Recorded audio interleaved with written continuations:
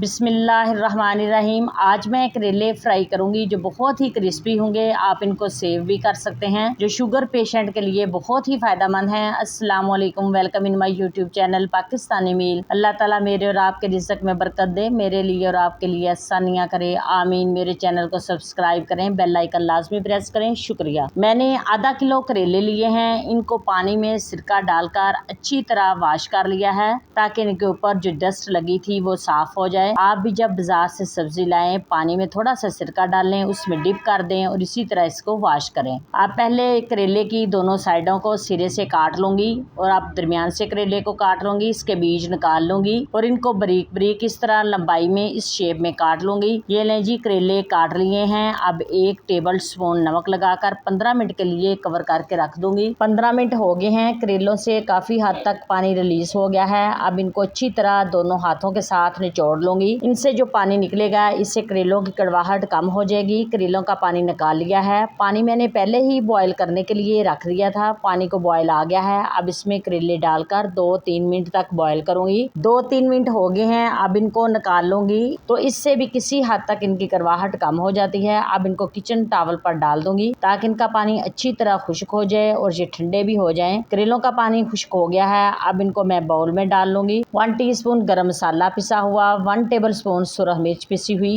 1 चुटकी kalonji, 1 table spoon खुश्क धनिया पिसा हुआ, 1 टीस्पून आमचूर। इससे इनका टेस्ट बहुत ही अच्छा हो जाएगा। 1/2 टीस्पून हल्दी, 1/2 टीस्पून कुटी हुई लाल मिर्च इसमें डाल दूंगी और अच्छी तरह मिक्स करूंगी ताकि करेलों के तमाम पीसेस को लग जाए। 1/4 कप सूजी का, इससे बहुत ही क्रिस्पी बनेंगे और अच्छी तरह करेलों पर इनको अप्लाई करूंगी। 1/2 कप चावल का आटा डालूंगी और हाथ के साथ अच्छी तरह मिक्स कर लूंगी ताकि एक एक पीस पर अच्छी तरह लगे। इंशाल्लाह करेले बहुत ही क्रिस्पी बनेंगे। आप भी बनाएं और मुझे कमेंट में ज़रूर बताएं कि आपके कैसे बने हैं। इनको आप दोपहर में या सुबह नाश्ते में भी खा सकते हैं। 1 टीस्पून नमक डाल दूंगी, पहले नहीं डाला था ताकि पानी ना छोड़ दे। नमक इतना ही डालूंगी क्योंकि पहले भी डाला था। करेलों को मिक्स करके अच्छी तरह इनको फ्राई करूंगी। ऑयल गर्म हो गया है, ऑयल को अच्छी तरह गर्म करना है और हाई फ्लेम पर इनको फ्राई करना है। जब अच्छी तरह फ्राई हो जाए तो इनको निकाल लूंगी। फ्राई के लिए 6-7 मिनट लगेंगे। करेले फ्राई हो गए हैं, अब इनको निकाल लेंगे। अब दूसरे भी फ्राई कर लूंगी। अल्हम्दुलिल्लाह माशाल्लाह बहुत ही मज़ेदार क्रिस्पी करेले फ्राई हो गए हैं। आप इनको किसी भी एयर टाइट जार या प्लास्टिक बैग में कई महीनों के लिए सेव कर सकते हैं।